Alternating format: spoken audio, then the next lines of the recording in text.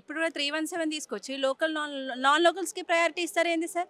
ఇప్పుడు నాది మేడ్చల్ సార్. నేను పుట్టింది పెరిగింది చదివింది అంతా మేడ్చలే.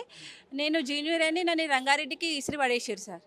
అంటే ఇంతకుముందు ఉమ్మడి జిల్లాలో అయినప్పుడు ఏంటంటే మేడ్చల్ రంగారెడ్డి వికారాబాద్ అన్నీ కంబైన్గా ఉండే. మళ్ళీ మేము మారుమూల ప్రాంతంలో చెయ్యము అని అంటలే సార్. అప్పుడు అక్కడ వికారాబాద్ ట్రాన్స్ఫర్ అయినా ఒక 5-6 ఇయర్స్ తర్వాత మళ్ళీ మేడ్చల్ వచ్చేవాళ్ళం. కానీ ఇప్పుడు అట్లా కాదు, ఇది పర్మనెంట్ అలొకేషన్ అయిపోయింది. అంటే నేను రిటైర్మెంట్ వరకు అక్కడే ఉండాలి. ఇప్పుడు నాకు 20 ఇయర్స్ సర్వీస్ ఉంది సార్. అక్కడ అన్ఎంప్లాయీస్కి కూడా ప్రాబ్లమే. ఇప్పుడు 20 ఇయర్స్ వరకు అక్కడ రిటైర్మెంట్స్ ఉండవు, అక్కడ వేకెన్సీస్ ఉండవు. అట్లా అన్ఎంప్లాయీస్కి యూత్ కూడా చాలా నష్టం జరుగుతుంది 317 వల్ల. సో ముఖ్యమంత్రి గారు మీరు ఆలోచించండి సార్. మీరు కూడా పోరాట వీరులు అంటారు, తెలంగాణ కోసం పోరాడిన అంటారు. అప్పుడు పీసీసీ అధ్యక్షునిగా ఉన్నప్పుడు 317 చాలా అన్సైంటిఫిక్ జీవో, చాలా నష్టం కలుగుతుంది. మేము పవర్లోకి వచ్చిన తర్వాత 48 అవర్స్లో మేము సాల్వ్ చేస్తాము, మిమ్మల్ని మీ స్థానిక జిల్లాకి పంపిస్తాము అని ప్రామిస్ చేసిరని మేమే కార్యకర్తల్లాగా పనిచేసి కాంగ్రెస్ పార్టీని మీరు చూసే ఉంటారు న్యూస్లో 1.8% ఎంప్లాయీస్ వల్లనే CM Revanth Reddy sir Congress party పవర్లోకి వచ్చింది. అది సీఎం సార్ గుర్తుపెట్టుకోవాలి సార్. మేము కూడా తెలంగాణ బిడ్డలమే కదా. ఏ ఆంధ్ర నుండో ఏ పాకిస్తాన్ ఆఫ్ఘనిస్తాన్ నుండి అయితే మేము రాలేదు కదా. మాకు కూడా as a citizen of Telangana మీరు మా గురిని కూడా పట్టించుకోవాలి కదా సార్.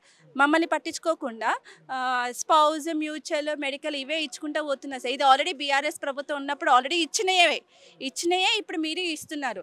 అక్కడ 317 కమిటీ వేసిందే స్థానికత పైన. ఆ స్థానికత పైన వేసిన కమిటీ రిపోర్ట్ బహిర్గతం చేయలేదు, మాకు న్యాయం చేయలేదు.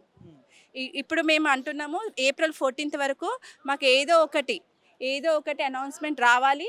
లేదు అంటే ఏప్రిల్ 24th రోజు మేము అన్ని డిపార్ట్మెంట్స్ కలుపుకొని నియర్లీ 10,000 వరకు ఏదైతే తెలంగాణ ఉద్యమం స్టార్ట్ అయినప్పుడు ఎలా అయితే చేశామో ఇప్పుడు కూడా స్థానికత కోసం 317 అనే బాధితులు కూడా మరో తెలంగాణ ఉద్యమం చేయడానికి మరో ముల్కీ ఉద్యమం అయితే డెఫినెట్గా రాబోతుంది సార్.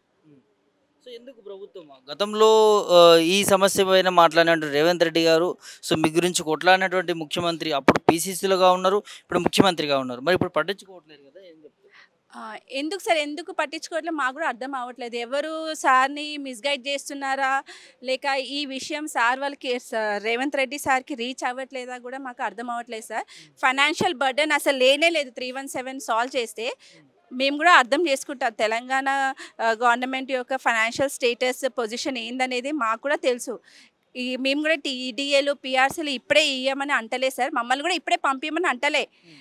రిటైర్మెంట్ అవుతున్న కొద్దీ వేకెన్సీస్ అవుతున్న కొద్దీ మమ్మల్ని ఫేజ్ వైజ్ ఫస్ట్ ఒక 20%, 30% అందరిని ఒకటేసారి రియల్లకే చేయమని అంటలే, ఫేజ్ వైజ్ పంపించమని అడుగుతున్నాం సార్. అంటే ఖాళీలు అవుతున్న కొద్దీ ఇప్పుడు మేడ్చల్లో nearly 100 members are going to retire in this year.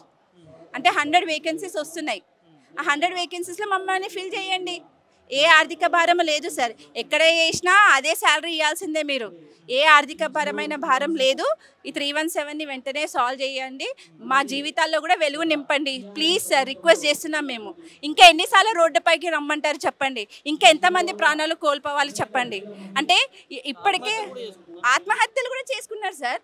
అంటే నేను ఎప్పుడు నా స్థానిక జిల్లాకి నేను వెళ్ళలేను, నా తల్లిదండ్రులను చూసుకోలేను, నా భార్య పిల్లల్ని చూసుకోలేను అని ఆ మనస్తాపంతో డిప్రెషన్తో మొన్ననే ఆదిలాబాద్లో ఒక యంగ్ టీచర్ ఆత్మహత్య చేసుకున్నారు. ఆయనకి ఎంత బాధ ఉంటే ఆత్మహత్య చేసుకుంటారు సార్. అంటే ఇప్పుడు తెలంగాణ తెచ్చుకుంది ప్రాణాలు కోల్పోవడానిక. ఇంకా ఎంతమంది ప్రాణాలు కావాలో చెప్పండి, రాసి అని అంతమంది ప్రాణాలు మేము అర్పిస్తాం, రెడీగా ఉన్నాం కూడా. ఎంత బాధ ఉంటే ఇంత మాట మాట్లాడతాం సార్.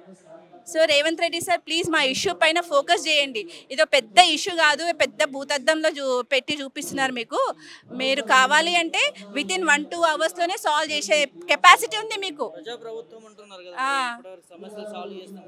అవును సార్, ప్రజాప్రభుత్వం అంటుంది. మొన్న గాంధీ భవన్ ముట్టడి చేసినప్పుడు కూడా మాకు PCC chief Mahesh Kumar Goud sir, కొండ సురేఖ మేడం గారు, బాల్మూరి వెంకట్ సార్ గారు ఏమన్నారు, మీ ఇష్యూ మేము సాల్వ్ చేస్తాము అన్నందుకే మేము ధర్నా విరమించుకున్నాం.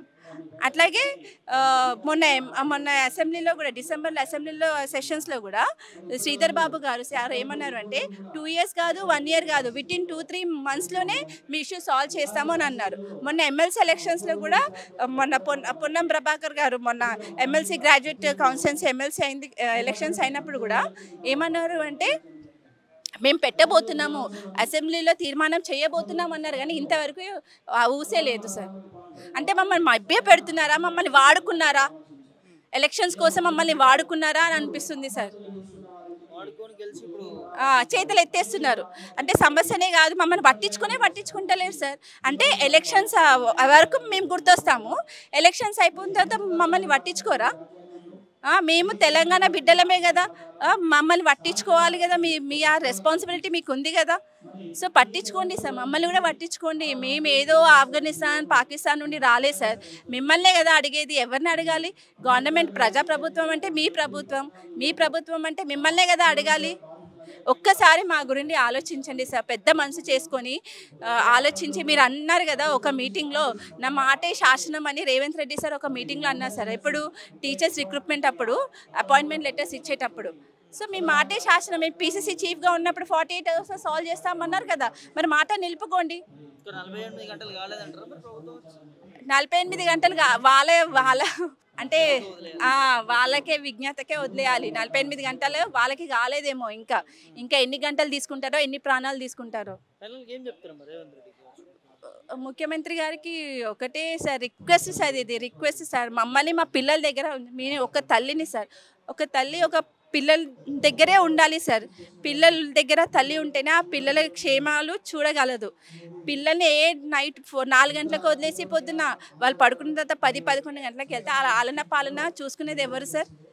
ఎంత బాధ ఉంటుంది సార్ ఒక తల్లిగా. పిల్లలు ఆలన పాలన చూసుకోలేకపోతున్నాను. ఇప్పుడు ఉద్యోగం మానేద్దాము అంటే ఉద్యోగం చేయకపోతే నడవదు. మళ్ళీ ఉమెన్ ఎంపవర్మెంట్ అంటారు, రావాలి మహిళలు అన్ని రంగాల్లో ముందుకు రావాలి అంటారు. అంటే ఇప్పుడు మేము ఉద్యోగాలు మానేసి ఇంట్లో కూర్చోమంటారా? చెప్పండి. ఇంట్లో కూర్చోమంటే మాకు కూడా free salary base, we are totally depend on salary. ఇప్పుడు మేము ఉద్యోగం మానేస్తే మాకు శాలరీ రాదు, మేము మా ఇల్లు పిల్లల్ని మేము పోషించుకోలేము sir. So please sir request, దయచేసి పెద్ద మనసు చేసుకొని మీ కూతురులాగా భావించి ప్లీజ్ 317ని ఎంత తొందరగా అయితే అంత. ఇప్పటికే చాలా నెలలు అయిపోయినాయి సార్, ఇప్పటికే 4th year నడుస్తుంది. ఈ 4 yearsలో ఎంతమంది ప్రాణాలు కోల్పోయారు సార్. రేపు మాకు అనిపిస్తుంది, రేపు మా ప్రాణాలు కూడా పోతాయేమో అనే భయంతో రోజు వెళ్తున్నాం సార్. సో దయచేసి మా మీద దయ ఉంచి, జాలి ఉంచి మమ్మల్ని మా స్థానిక జిల్లాకు పంపించండి. హెడ్వీ పరిస్థితి, స్థానికత కోల్పోతా ఉన్నాము 370 వల్ల. ఖచ్చితంగా రాష్ట్ర ప్రభుత్వము అప్పుడు చెప్పినట్టుగానే 48 గంటల్లో మీ సమస్యను సాల్వ్ చేస్తాము కాంగ్రెస్ ప్రభుత్వం అధికారంలోకి వచ్చిన తర్వాత అని చెప్పినటువంటి ఇప్పుడున్నటువంటి మంత్రులు కావచ్చు, ముఖ్యమంత్రి కావచ్చు, ఎమ్మెల్యేలు కావచ్చు. సో ఇప్పటి వరకు కూడా మా సమస్యని సాల్వ్ చేయని పరిస్థితి ఉంది. సో ఇకనైనా రాష్ట్ర ప్రభుత్వం పట్టించుకోవాలి, మా సమస్యని సాల్వ్ చేయాలి, లేకపోతే రానున్న రోజుల్లో భారీ ఎత్తున కార్యాచరణకు ముందు దిగుతామంటూ కూడా 317 జియో బాధితులు చెప్తున్నటువంటి అంశాన్ని చూస్తూ ఉన్నాం. వీడియో జర్నలిస్ట్ శివతో ప్రభాకర్, హైదరాబాద్.